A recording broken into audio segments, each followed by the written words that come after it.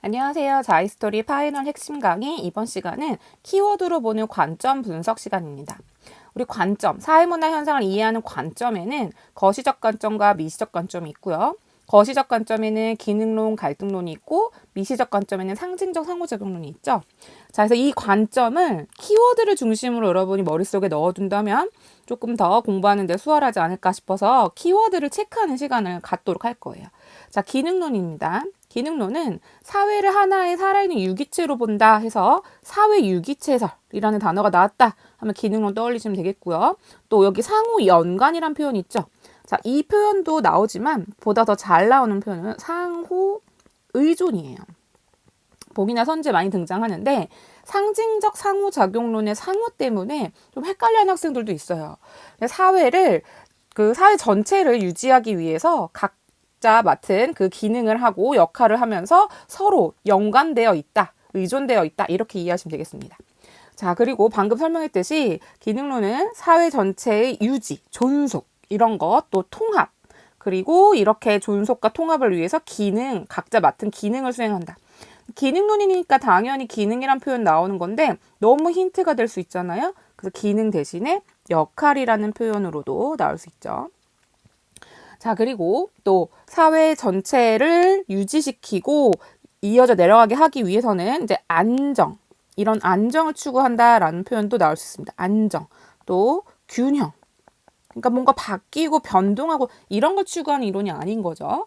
자, 이렇게 하기 위해서 사회 각 부분들의 기능, 역할, 이런 어떤 일을 해야 되는지 이런 거는 또 사회적 희소가치, 배분 기준 이런 거는 사회 전체의 합의를 바탕으로 했다라는 거. 여기서 유의해야 될 거 여기도 한번 적어볼게요. 자, 기능론은 사회 전체의 합의잖아요. 갈등론으로 가잖아요. 이거는 특정 집단의 합의다 이렇게 표현되기도 해요.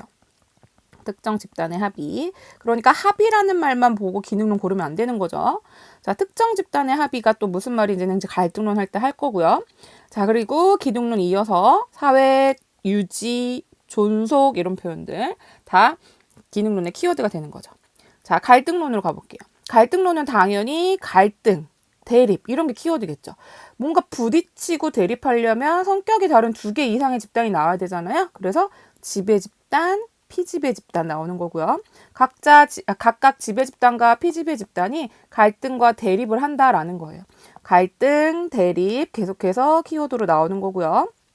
그리고 사회 각 부분의 기능과 역할은 지배 집단이 이미 권력을 가진 집단이잖아요. 이 집단이 자신의 이익을 위해서 규정한 거고 이 자신들의 이런 이익이 계속해서 이어져 내려가길 원하잖아요. 그래서 이런 불평등을 계속해서 재생산하는 도구에 불과하다. 불평등을 재생산한다라는 말이 있잖아요.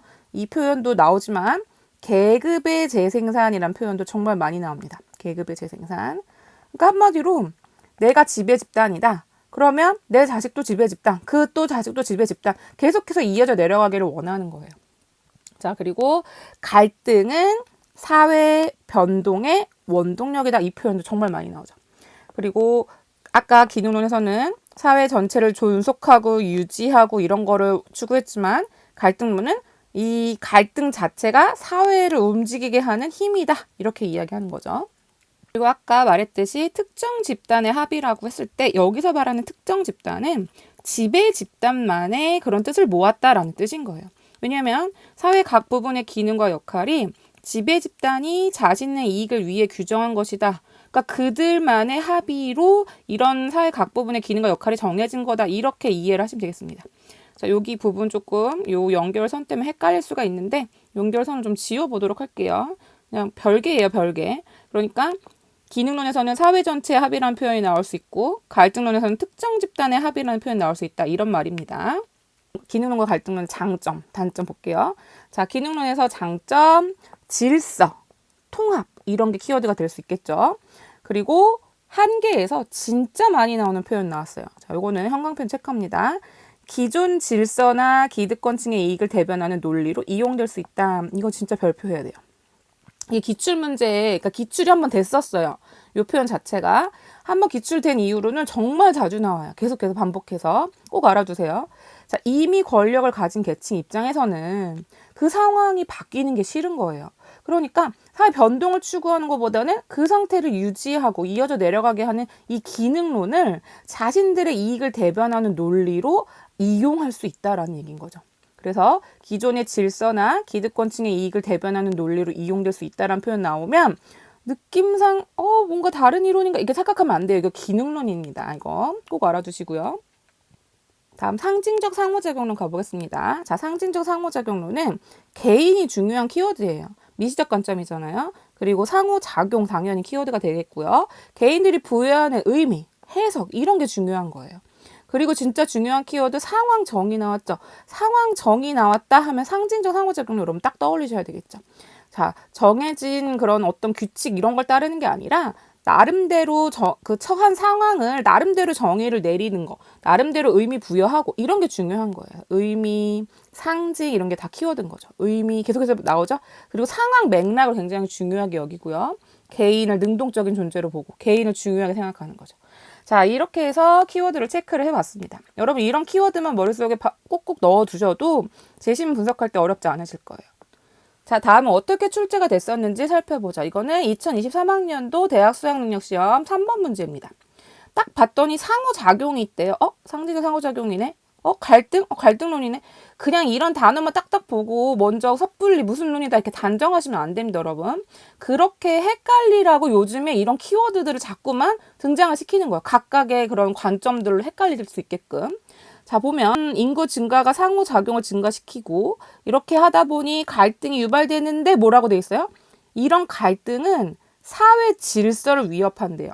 그러니까 뉘앙스가 사회 질서를 나는 추구하고 싶고 유지하고 싶은데 뭔가 이 사회 질서 흔든다 이거예요. 그럼 여기서만 생각해봐도 이거 사회 질서를 추구하는 기능론인가? 이런 느낌이 올 수 있는 거죠.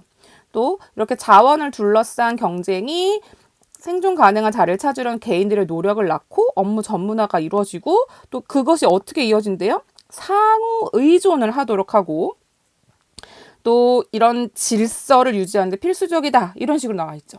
그래서 이 내용은 기능론이라는 거 우리가 분석할 수 있겠고요.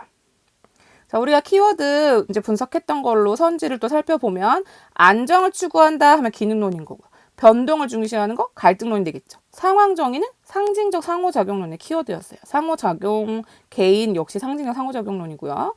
또 구조적인 모순, 갈등인 거죠. 그리고 4번 지배와 피지배 관계의 재생산, 계급의 재생산, 갈등론인 거죠. 자, 5번입니다. 5번 별표해야 되겠죠? 5번 별표. 자, 지배 집단의 이익을 대변하는 논리로 활용될 수 있는 비판받는 거, 그거 기능론의 정말 중요한 한계점이었었죠. 네. 이런 식으로 해서 여러분이 출제가 이렇게 되는구나도 살펴보고 키워드 중심으로 공부해 주시면 관점 문제는 쉽게 풀 수 있으실 겁니다. 네, 이렇게 해서 이번 시간은 마치도록 하겠습니다.